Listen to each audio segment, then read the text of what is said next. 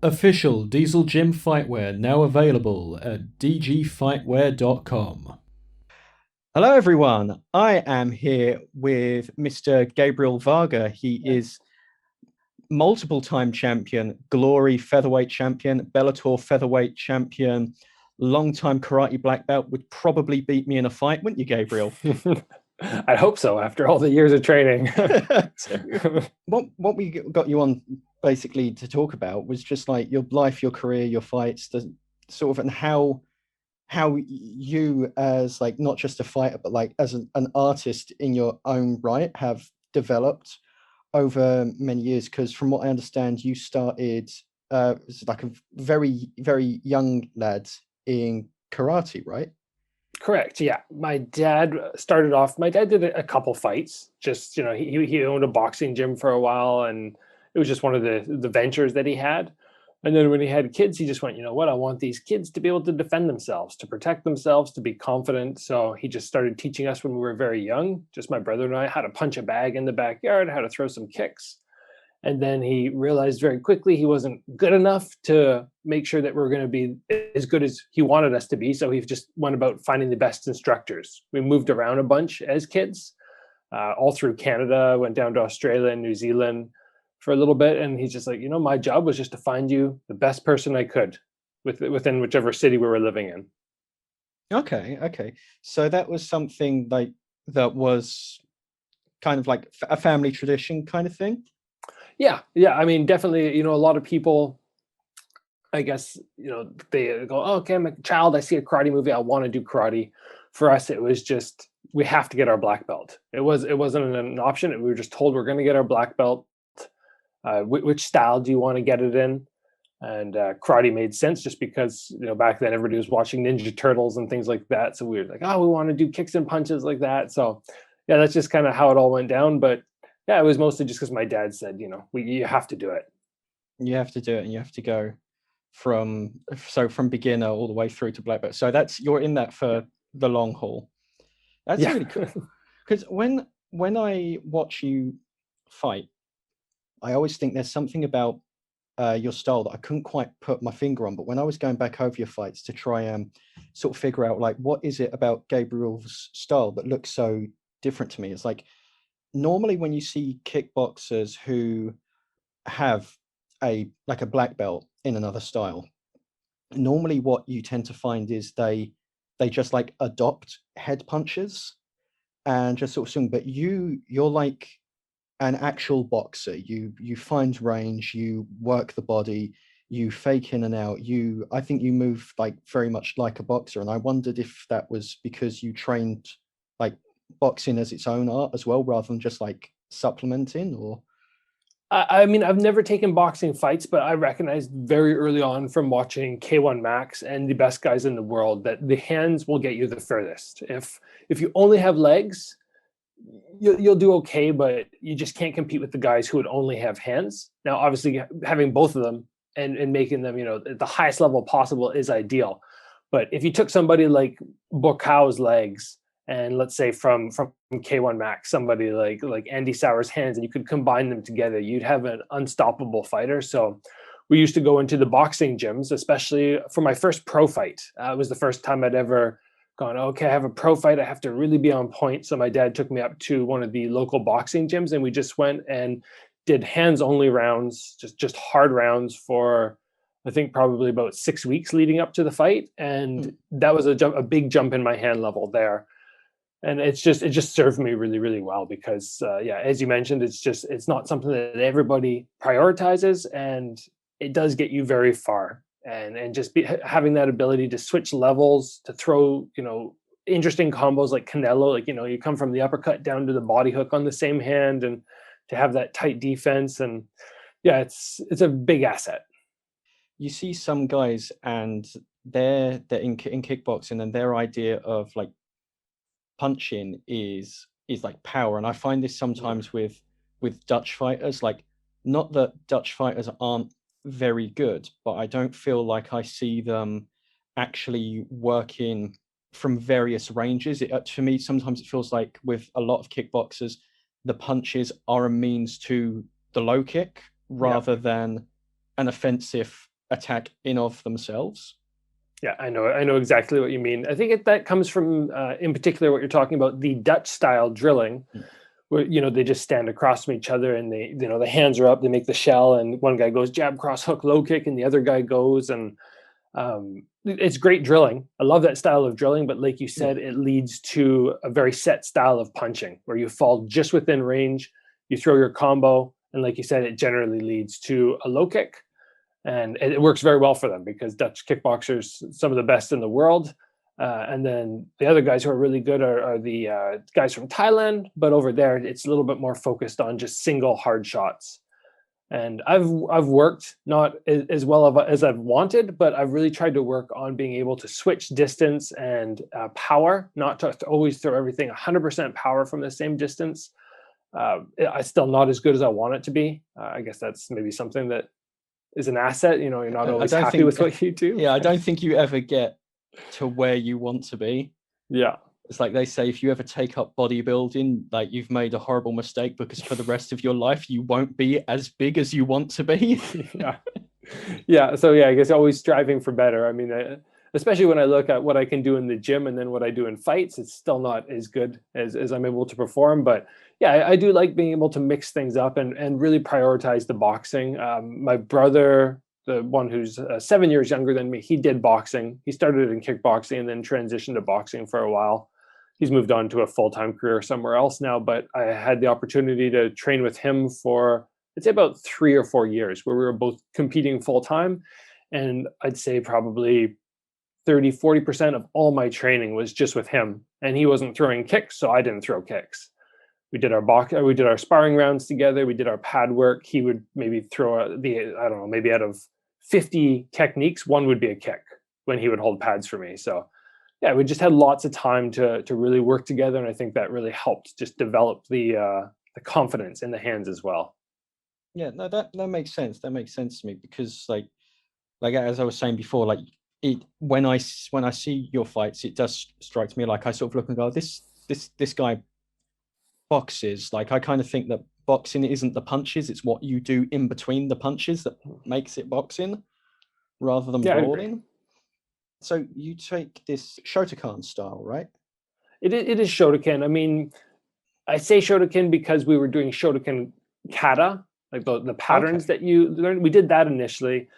And then when I moved to a different gym, it was a slightly different style, but it was a style that had been made up more recently. It was called, I believe, Kagamala. Nobody knows of it because it's just created by my instructor's instructor. Okay. So I just say Shotokan. But I had the transition from the Shotokan, very traditional style karate, to the Kagamala karate, which was sort of a hybrid between karate and kickboxing, and then the transition to full kickboxing. So it was a very slow going transition for me from that traditional style. And I only did that really when I did it when I was a kid a little bit. And then I played around with the katas up until I was probably about 20, just because I enjoyed doing them for fun and teaching kids and such. But yeah, I haven't done I don't think I've done a kata in 15 years now. So me and the gym that I'm representing here is a dedicated Muay Thai gym. So there aren't any kata at all. Yeah. And sometimes I see like other people who aren't from a traditional martial arts background sort of look at kata and be like, I don't really get it. Like, I don't get what the purpose is in doing it. How do you feel in terms of it? Like you're saying, it's not something you do now, but I mean, I guess the easiest way to explain how important it is when I teach kids classes. I realized a while ago that I'm trying to teach the kids the kickboxing, the groundwork. I have very limited groundwork because my groundwork's not great, but I was trying to teach them all that, trying to teach them Aikido. And then I had kata in there as well. And I just went, it's too much. Something has to go. The kata has to go. It's the logical choice to remove because it's the least beneficial. It has lots of benefits, the focus and the discipline and really perfecting technique. But the obvious issue is the technique is not really the technique you use in a street fight or something like that. It has to be changed, doesn't it? To be like you have the kata and then you've got the application of the kata, which is another step versus like, here's how you kick a target and learn that first. That's exactly it, right? It just, if people are too literal with it and that's all they do, they only ever do kata, which some gyms do, then I've heard many stories of people going to defend themselves and their hands come down to here and they're not protecting their head and they don't know how to defend themselves, which is wild. If you put in 10 years of martial arts and you don't know how to defend yourself. Yeah. So, there's a time and a place for kata, but it's not the only thing you should do, in my opinion. Sure. Because I guess from what I understand of kata, like the idea is that it was a syllabus, but over time you might have an instructor who doesn't necessarily know what these movements represent. So how can they show you how to apply it? Something like that, yeah. The syllabus is a perfect example. It's a great way for you to practice on your own. And I'm pretty sure if you went back in time and you saw somebody performing the kata, it might not look exactly the way we do it. Or if it did, as soon as they drilled together in person, they would switch things up. So yeah, it's just a piece, I believe, of the training that used to be done. Sure. Something I love about your YouTube channel, which obviously we're gonna plug, so anyone from the gym who's watching can go like, oh, let's go have a look. I absolutely love those Jean-Claude Van Damme style kicking workouts, and I think those are absolutely fantastic. I started doing them and they haven't changed the way I kick at all. It's still like an old school Muay Thai kick, Yeah. but the control and the comfort is so much better. Good. Like that's what we want. That's something I see you talk about, and I don't really see anyone else talk about. Yeah, there was just it's unique, and it was an interesting development in the way it came about, because I hadn't done those. Again, I've sort of left the karate thing behind, so I hadn't thrown those in years and years. And then I started having to do Zoom classes for my kids program because COVID and everything. Of course, and I was going, what do I do with these kids for an hour? I can't have them shadow box for an hour, and I don't want to stand there and do virtual hand pads. So I started utilizing these kicks because the kids haven't used them much, because I've been more focused teaching them Muay Thai style kicking. And so we started utilizing these just as a challenge for them. And I started doing them. I went, wow, these are a lot harder than I remember. I mean, my muscles just weren't developed the way I wanted. I mean, most people who go to the YouTube channel will see me and they'll be going, oh, wow, he's so good at them. But for me, that's not good. But once we started doing with the kids, I started realizing that a lot of people on the YouTube channel are asking about ways to open up their hips or increase their flexibility or increase their control in kicking. And just like you said, it's perfect to do these. And remember, that doesn't mean your kicking style has to change. It just means it's going to open you up a little bit, and it'll make the Muay Thai style kick that much easier. And yeah, if you can combine this type of drilling in and recall your technique, not change anything, not go to a karate style kick, just use this as a workout, then I think it's perfect. So for you, is that would you say that's more or less important than, like, say, flexibility doing the splits, or about the same? Or Ooh, good question. I think it depends on the person, and I just say that because I've seen a lot of people who, my instructor who taught me how to kick really well, for instance, he couldn't touch his toes. His split was about half. It was like half of a full split. It was just sad watching him stretch, but he could lift his leg up and just flick his leg all day for some reason. But then I've seen people who are very, very flexible and still don't have nice control over the kicks. They can't flex their muscles. It's more like their leg is kind of limp and loose. So I'd say it depends on the person. If you can get down your stretching, obviously increasing your stretching shouldn't hurt, but you can also work that type of drilling, create the strength. Then I think you'll have best of both worlds, because yeah, being able to just pick your leg up and kick high, that's good, but it's not enough to make sure that you're generating the power or the control you still need. and surely the goal as well with exercises like that is, like, when you see, like karate masters who are maybe like 60 or 70 years old and they're still healthy and fit and they're still able to move. And I don't necessarily think you get that from kicking as though you're trying to cut through the bag, but I could see more benefit of doing those exercises as well, just to keep your joints. I would hope so. I mean, the one caution that I've heard from people, or a couple of guys that I know who have done that style of kicking, where your hands on a chair and you're just kicking really high, flicking, is it seems a lot of them have to have hip surgery at some point, which is not something I hear too often from people in the Muay Thai world. But maybe it's something just about engaging that hip more, throwing more kicks, but more flicking. I mean, Bill Wallace, I believe, had hip surgery, and I know a couple of guys in town who needed it as well. But I do believe, like you said, at some point, I'm hoping it's not for a long, long time for me, but at some point I have to be realistic. When I'm, maybe 70, hopefully 80, kicking the bag hard won't be an option, but hopefully doing that still will be an option. Maybe not at head level anymore, but maybe I can still kick up at hip level.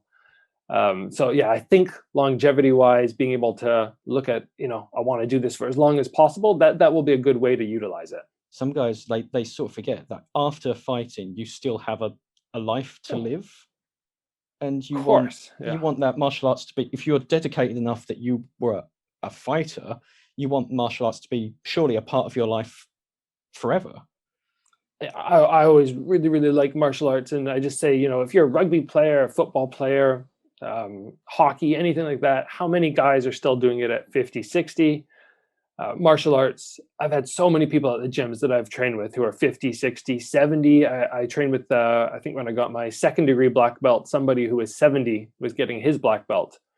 And it's just it's a lifetime thing, which is why I love it so much. It doesn't need to be, oh, this is my fight career and then I'm done.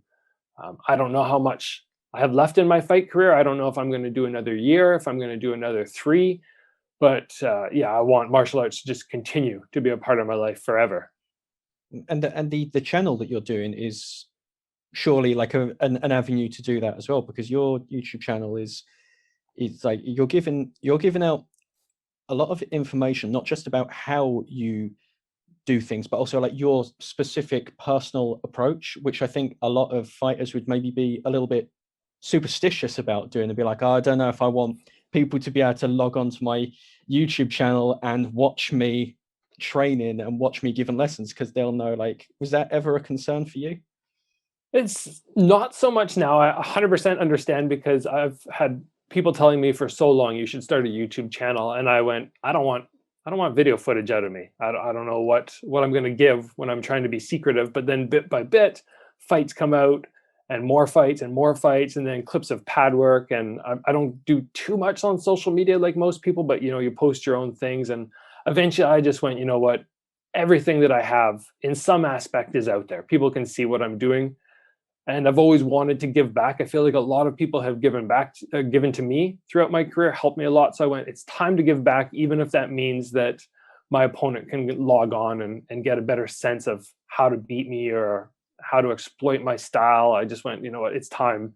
I could wait another, like I said, 1 to 3 years till I'm retired, but it was just such a perfect time to get the YouTube channel really going with COVID, and being able to share and make sure that people at home are able to still train, even if they can't get to the gym. So yeah, maybe I'm sacrificing a little bit, but I think giving is more important at this point. Sure. And I'd like to think that if your opponent has got, a professional coaching team and a game planner, that you're probably not giving away anything on your YouTube channel that they hadn't already figured out from watching you. Like, I'd like to imagine that you wouldn't necessarily be giving away any trade secrets anyways, just giving back, as you say.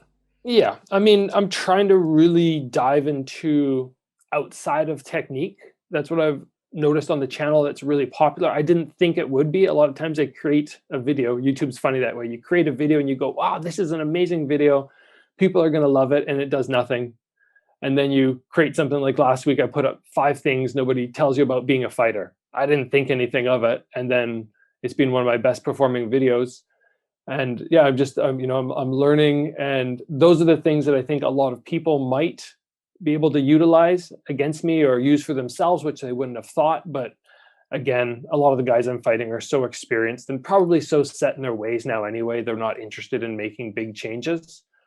I'm always interested in making big changes. I always research and look at the best fighters in boxing, UFC, anywhere in the world. And if I hear something like Israel Adesanya recently, before his last fight, was talking about visualization, and right away it just sort of re-emphasized for me how much I need to keep using it, because I kind of got a bit away from it. I used it so much about 5-10 years ago when I was really scared, and then I got a little bit away from it, and I just went, oh, he's using it, and it just reminded me to keep using it. So those type of things are very, very beneficial, I think. And it might help my opponents. They might realize, oh yeah, I need to do that. But yeah, like I said, it's a small price to pay right now.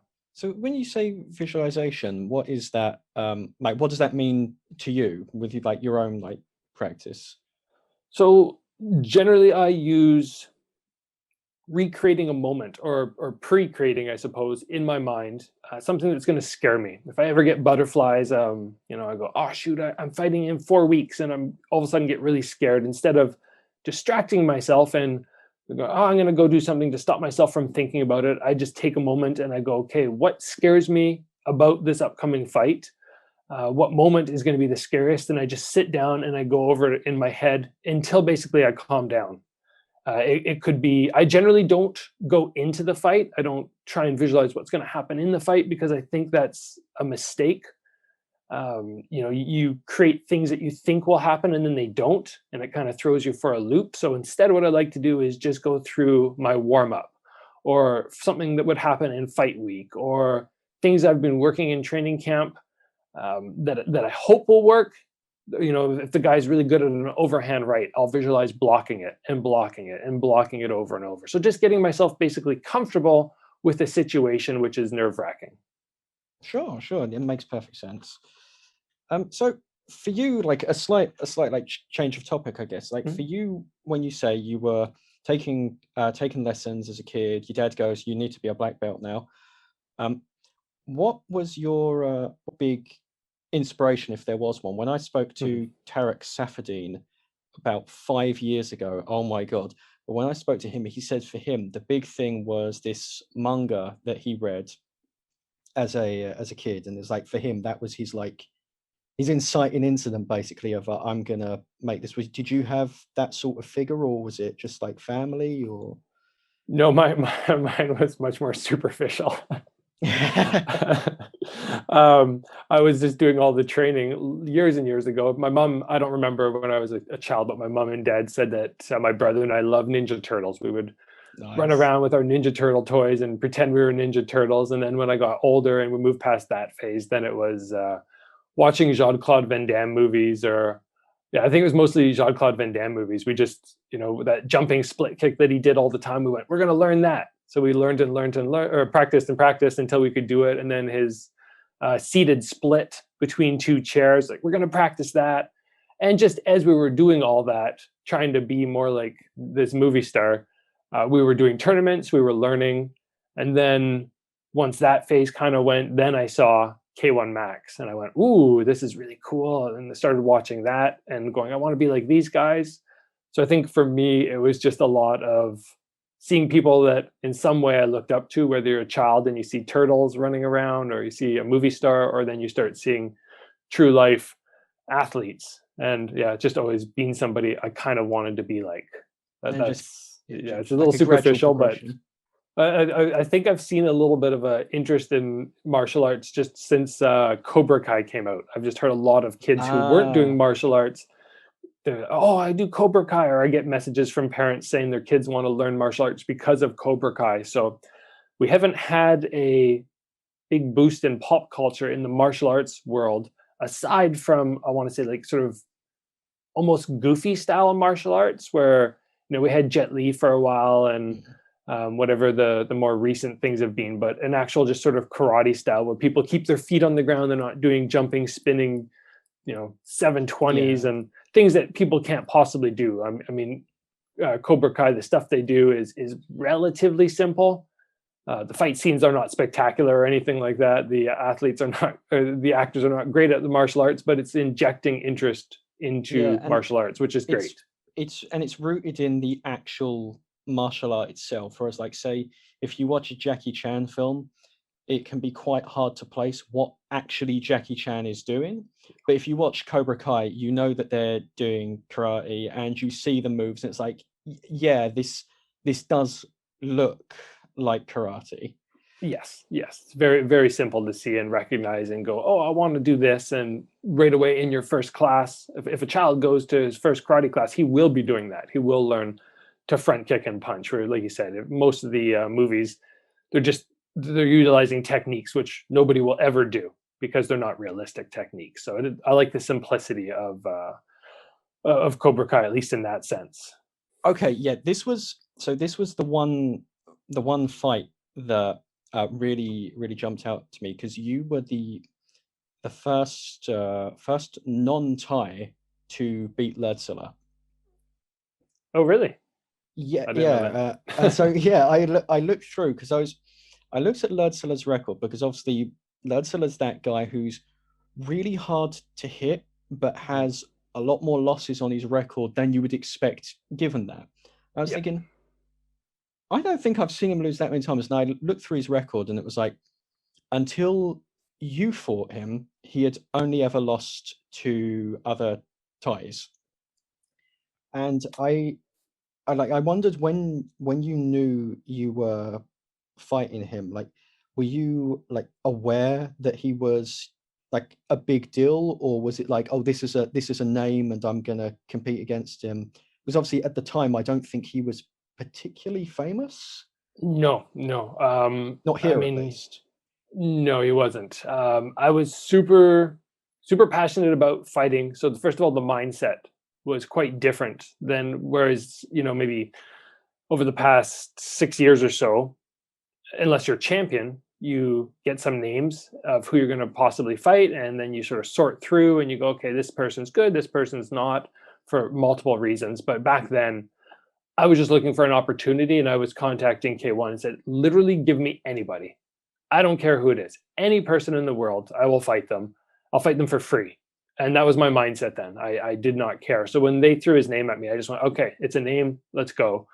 I researched him, obviously. I went, okay, he's fancy. He's good. He, I believe, had won some titles and had a lot more fights than me. That was pretty much the extent of my knowledge. I watched a few fights. He fought a Canadian, actually, about 4 weeks before he fought me, somebody that I had already competed against. And I watched the fight and I went, okay, that's the exact wrong way to fight him. Lerdzilla picked him apart, just a Muay Thai style fighter. And yeah, we just went, this is a guy I can beat. He's talented, but as long as you don't fight his fight, he's beatable. And that's the case with most guys. I've had a few people here and there who are really, really hard to beat. But yeah, for most people, if you can put together some sort of game plan, stick outside their strengths, that there is a way to beat them. And yeah, it wasn't actually until basically whatever it was, I think just this last December, where I put together a video about how I beat Lerdzilla, and I was on the mixed martial or modern martial artists, and he shared the same video, and it just exploded. And I didn't even realize how big Lerdzilla was until then.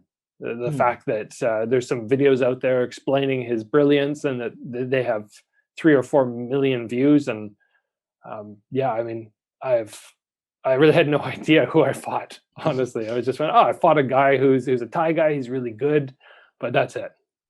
I did what I maybe shouldn't have done, but I was like, I'm not going to rewatch the Gabriel Varga video, which, if you're listening, you should go and watch, where Gabriel explains how he did it.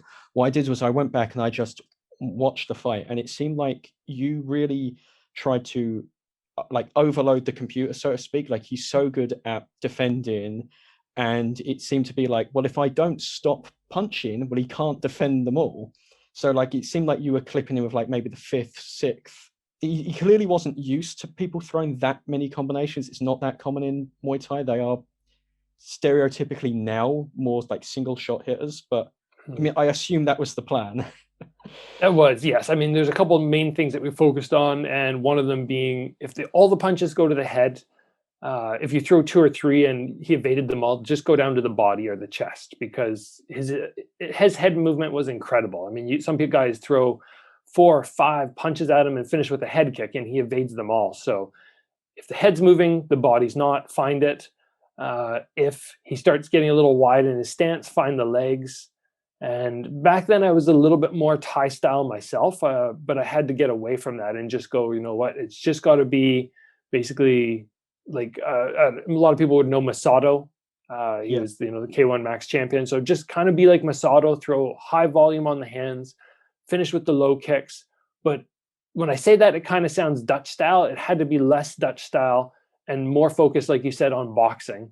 A lot of boxing work went into the training camp, just making sure that my hands came right back to my head, not worrying about anything fancy in terms of trying to evade his techniques, because it's always important to know how hard somebody hits. And I looked at him and I went, amazing fighter, but he's not going to knock me out unless I make a mistake. If I take my hands away from my head, he'll knock me out. If I just keep my hands plastered to my forehead, he's not going to hit hard enough to hurt me.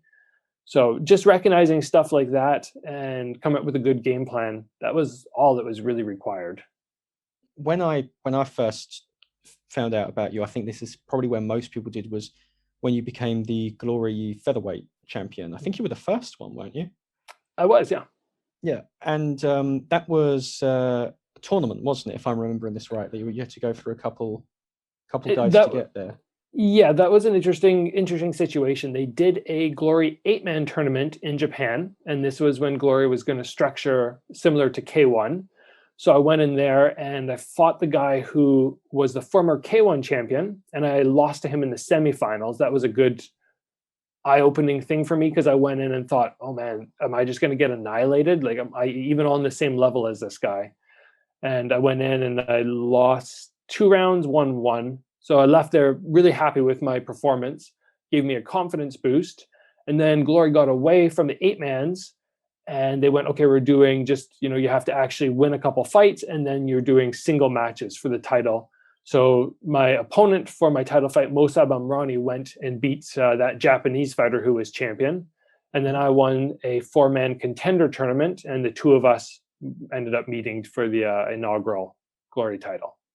So Mosab Amrani, he's kind of like the opposite of Lordzilla, isn't he? Where he's like big monster power, big choppy leg kicks. Like, but to my memory at least, it kind of seems like you beat him the same way, which I thought was interesting. Unless I'm misremembering, obviously you were there. I just watched the tape. Yeah, similar game plan, but with a whole different premise. With Lordzilla, it was create pressure, so he can't be stagnant and he can't work on all his evasion and make me look silly. I got to put pressure on him, just an overwhelming amount of pressure, because nobody does that to him. He won't be ready for it. With Mosab, it was he's going to bring the pressure, but I need to keep the pressure on him to tire him out, because he won't last more than I think we thought like a round and a half at my pace.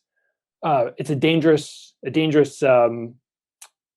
style or game plan, in the sense that the first round and a half, you have to have your defense on point and make sure you don't get clipped, because Mosab had done that to many people, just caught them with a hard shot. He caught Liam Harrison in the first minute with a body shot and put him out before this fight. So he was a dangerous guy, but we just recognized that if I could keep the pressure like I did with Lordzilla, the difference was Lordzilla is so calm, he wouldn't tire out. Mosab would probably come even harder than I would, but yeah, he just can't keep up with me. Because he's not the sort of fighter that, I guess it would be tempting to try and be like, well, I'm going to out technique him, I'm going to bring the pace down and just like outpoint him, outwork him. But I think that a lot of fighters, when they did that against him, just ended up getting hurt, because his pressure is like so strong that like you can try and play it calm and sort of slow the pace down, but like you making the option to meet him with aggression and meet him with your own pressure and be like, okay, he's tough, but he's gonna wilt. I think for a fight like that works, because this is almost a silly thing to say, but I almost felt like he was someone who hit so hard that slowing the pace down makes him quicker and makes it easier for him to hit you. It does, in a sense, because if you try and slow the pace down, he's not going to get tired. He's going to have more power behind his shots. And unless you're somebody like Lordzilla, like if Lordzilla fought Mosab would probably have a tough time landing. just because he throws really big and really wide. But let's be realistic. How many fighters are there who are as good as Lordzilla at movement and distance control and all that? So yeah, unless you are a phenom in that distance control, Mosab is going to catch you. It's going to happen. So you just have to make sure that when he does catch you later in the fight, he doesn't have 100% behind his shots. And in the beginning of the fight, you're not too banged up yet. You know, you're a little tougher. The body shots, he landed some hard body shots on me, but it was early in the fight. And I was feeling strong and I hadn't sort of wilted down from the body shots. If he had kept those going the whole fight, it would have been different. But just being able to recognize that his pace is unsustainable, it just makes all the difference. It's so hard to build that kind of confidence, but I think that all stems from defense. I've done, as you said, a lot of training in boxing, which a lot of kickboxers don't do, but I've probably done even more rare is a lot of defense training, which a lot of gyms don't do. When you just sit and there's no focus on offense, it's just all defense. Like we're doing 4 rounds of only defense. Don't even think about the counters. Don't think about throwing back. Don't even worry about foot movement. We're just doing defense. And that kind of training, I think, really helped against Mosab because he cornered me a couple times. And anybody with less defense probably would have got caught. So one thing I did want to talk about, because I don't think I've heard you speak about this really much yet. I know you have a video with him in the thumbnail. When you finally fought Robin van Roosmalen, obviously, unfortunately, didn't go your way that night. So you had not long won the title. You end up in a fight against, being realistic here, a bigger guy who dropped down from the weight division, big monster puncher. When you were fighting him, how did you go about dealing with him from your perspective? Because like, regardless of the end result, the fact of the matter is you fought him and you were able to keep him off you. I mean, looking back, there were some game plan errors for sure. One of the big things was the mental side. And that's a problem. I always say to people, you know, if your mental side isn't on point, it's going to be hard to overcome. And my mental default or setback in that was actually being too confident and thinking that the drop in weight was either, number one, going to diminish his power, because I already knew obviously who Robin was, and I knew he hit really hard, but I went, he's not going to hit hard at 143. There's just no way he can do it. I don't have to worry about his power. He's going to make weight and he's going to be all diminished, or he won't make weight. We won't fight because I'm not fighting somebody who doesn't make weight. Or the other thing I thought was just that he would tire out so fast. But none of that happened. And then when none of that happens, mentally, I'm in a fight that I didn't see going as hard as it could have been. We made some technical errors in just what we're going to do against him. We should have been a little bit more prepped up for maintaining distance and not banging. But like I said, I figured if I brought the pace to him, like Mosab, and with the weight cut, he would fade out. And then I could go about my normal thing of over pressuring him. And all of a sudden it doesn't work out. And you're in the middle of a fight going, oh, I did not mentally prepare for this at all. So that's, as I mentioned earlier, when we were talking about visualization, that's where I try not to visualize the fight anymore. And I've done this a number of times in losses where I've visualized the wrong outcome or the wrong way the fight was going to play out, and it hurt me. So now I just try and focus on things that I want to avoid in the fight, as opposed to how the fight is going to turn out. I want to avoid his overhand right, or I want to avoid his low kick. And, how am I going to prep up mentally for the fight, and how's the warm-up going to go, but not how's the fight going to play out? Because if you spend too much time thinking about it and things don't go the way you wanted, then all of a sudden you're in a different fight than you prepared for, and that's dangerous. Sure. So was that the sort of the big takeaway for you then from that one? That was, and then also that the size does make that much of a difference. It's, he did a good job making weight a couple times, and then he can't make weight anymore. More recently, he missed weight a number of times. He missed weight by an entire weight division for a fight that my friend's fighter went in. Okay. Yeah, and he he came in 10 pounds overweight, and I don't think it works. It works for me. I sort of understand the temptation to, because he's like a shorter guy. Yeah, but he's good at 155. He's at 155. Yeah, I mean, I can see, especially in MMA, the need to cut weight is that much more dramatic than kickboxing. And kickboxing, I'll fight anybody at 145 pounds, not even a thought about it. Somebody said MMA, you're fighting this guy or that guy or that guy, I'd be going, holy smokes, they have 20 pounds on me after rehydration. That's going to make a dramatic difference. That was the case with Robin. I thought I had fought one of the guys who hit the hardest in the world in Mosab Amrani. And then I got in with Robin and I went, holy smokes, he hits probably 20% harder. That size does play a factor. I just happened to get him when his body was allowing him to make weight. And it's just one of those things that I try to it is what it is. He's an amazing fighter. No doubt about that. Amazing fighter. And if I would do it again, I think I would have just been like, okay, you know what? I need to completely change my game plan and recognize that this guy is going to hit really hard.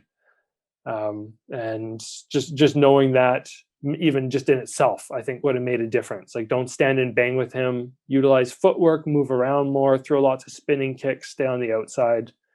But that's all what the fight game is, right? We can take knowledge every time we lose and win, and try and become a better fighter next time.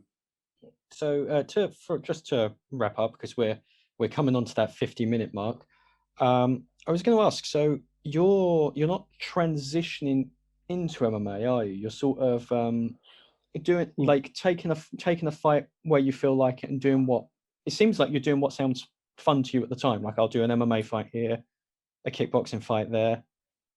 MMA was just I was with Bellator and kickboxing. I had MMA in my first contract and I never did it. And it was just something where I went, it would be fun to try, but it's also very scary and it puts a lot on the line. You're a kickboxer, but if you lose, it doesn't look good. And so it kind of scared me away. And then Bellator stopped doing as many kickboxing events and I was left with a lot of time on my hands, which kind of pushed me to MMA. And I'm glad I did it. But would I have done it without that pressure? Probably not, just because it was overwhelmingly scary for me. At this point, right at the moment, I don't really know what the next year or two is going to be. I'm waiting on some news from my managers right now. There's lots of drama in my fight career at the moment, just trying to get stuff sorted. I don't know if I'll be doing full-time MMA or if I'll be back to full-time kickboxing. It's a little disappointing and frustrating not knowing, but hopefully I'll have that sorted in the next couple of weeks. So obviously, the ground game is that's the thing that everyone's always talking about. The ground game. We're like, 6 months of sprawl. What I'm really interested to know is how did you adjust your striking game, but also like your approach to training striking, because obviously you don't actually want to be fighting on the ground, I assume. Like, how did you go about that? Both my MMA fights, is really unfortunate that my last MMA fight got canceled because, again, the guy came in overweight.